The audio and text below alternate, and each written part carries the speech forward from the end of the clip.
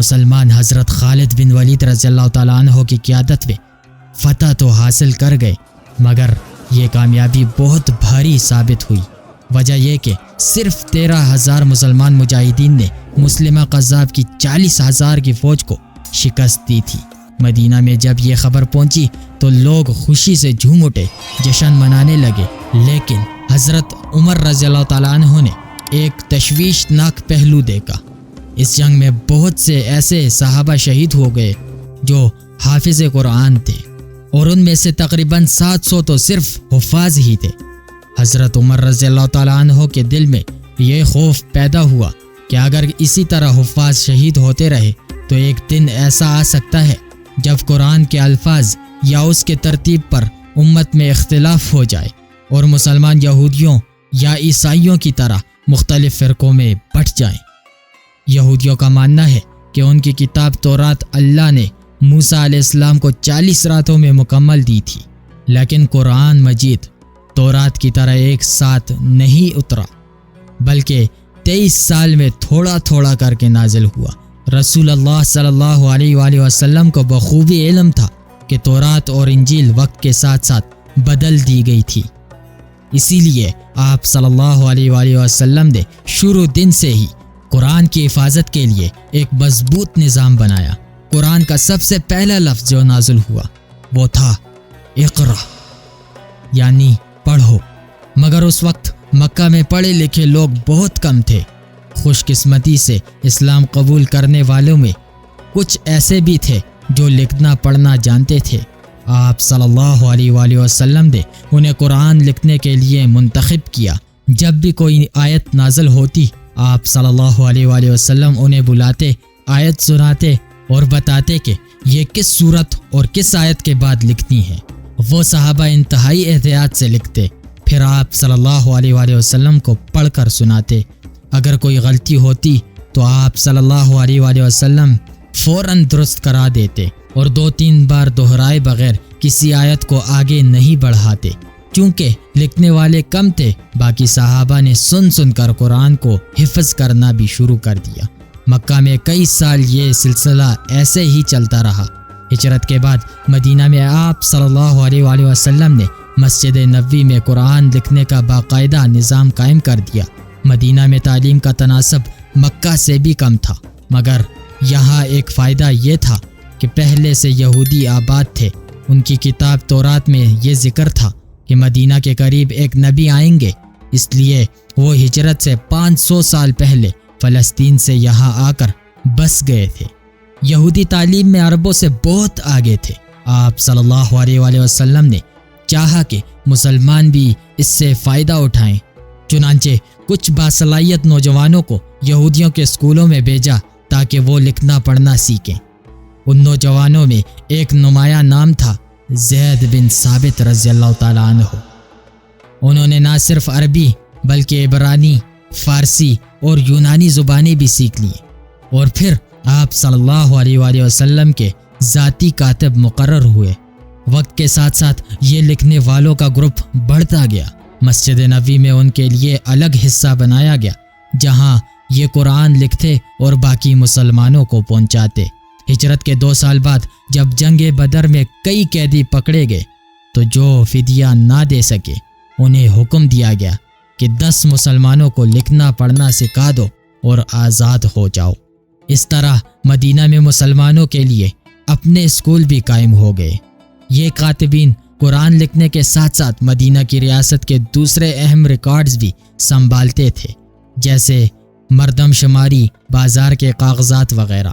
رسول اللہ صلی اللہ علیہ وآلہ وسلم کی زندگی میں یہی نظام چلتا رہا، لیکن چونکہ وہی آخری سال تک نازل ہوتی رہی، اس لیے قرآن کو مکمل کتاب کی شکل میں لکھنا ممکن نہ تھا۔ رسول اللہ صلی اللہ علیہ وآلہ وسلم کے وصال کے کچھ ہی عرصے بعد جنگ یمامہ میں 700 حفاظ کی شہادت نے حضرت عمر رضی اللہ تعالیٰ عنہ کو سوچنے پر مجبور کیا۔ وہ حضرت ابوبکر صدیق رضی اللہ تعالیٰ عنہ کے پاس گئے اور کہا کہ ایک مکمل قرآن مرتب کر لینا چاہیے تاکہ ترتیب بالکل ویسی رہے جیسی آپ صلی اللہ علیہ وآلہ وسلم نے بتائی تھی۔ پہلے حضرت ابوبکر صدیق رضی اللہ تعالیٰ عنہ نے انکار کیا اور کہا میں وہ کام کیوں کروں جو رسول اللہ صلی اللہ علیہ وآلہ وسلم نے نہ کیا ہو۔ مگر حضرت عمر رضی اللہ تعالیٰ عنہ نے تورات اور انجیل کی مثال دے کر سمجھایا کہ ان کے بگڑنے کی وجہ بھی یہی تھی کہ حفاظت کا باقاعدہ انتظام نہ رہا۔ انہوں نے بتایا کہ کس طرح بابل کے بادشاہ بخت نصر نے یہودیوں کے معبد اور تورات جلا ڈالے، حتیٰ کہ ایک وقت ایسا بھی آیا کہ دنیا میں ایک بھی مکمل تورات باقی نہ رہی اور پھر اسے دوبارہ لکھا گیا۔ آخر حضرت ابوبکر صدیق رضی اللہ تعالیٰ عنہ قائل ہو گئے اور قرآن کو ایک کتابی شکل میں جمع کرنے کا حکم دیا۔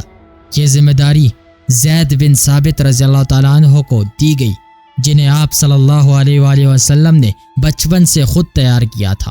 مدینہ میں کم از کم 25 صحابہ ایسے تھے جنہیں پورا قرآن حفظ تھا۔ زید بن ثابت کی سربراہی میں ایک ٹیم بنی اور آیات کو جمع کرنے کے لیے سخت اصول طے ہوئے۔ پہلے حافظ قرآن آیات سناتے، پھر ان کا موازنہ اس تحریر سے کیا جاتا جو آپ صلی اللہ علیہ وآلہ وسلم کی زندگی میں لکھی گئی تھی۔ پھر 2 گواہوں کے نسخے دیکھے جاتے۔ مسجد نبوی میں سب کے سامنے یہ کام ہوتا تاکہ کسی کو شک نہ رہے۔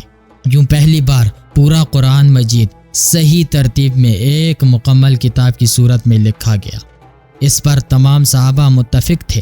حضرت ابوبکر، حضرت عمر اور حضرت علی رضی اللہ تعالیٰ عنہم سب اس ترتیب کو درست مانتے تھے۔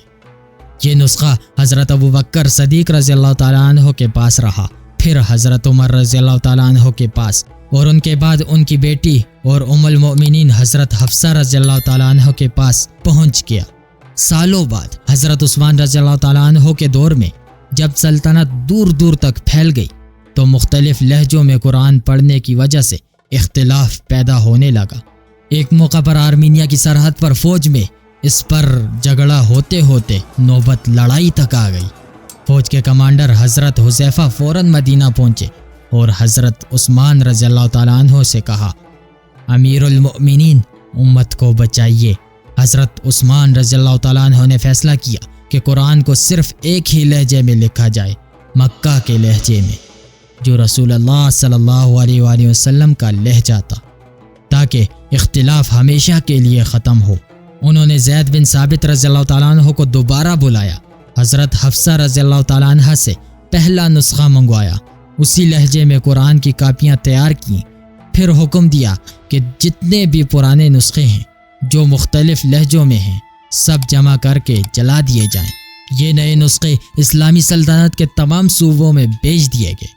ان میں سے کچھ کاپیاں آج بھی دنیا میں موجود ہیں جو قرآن مجید کی اصلیت کا ثبوت ہیں، اور آج دنیا بھر کے مسلمان قرآن پاک پڑھتے ہیں۔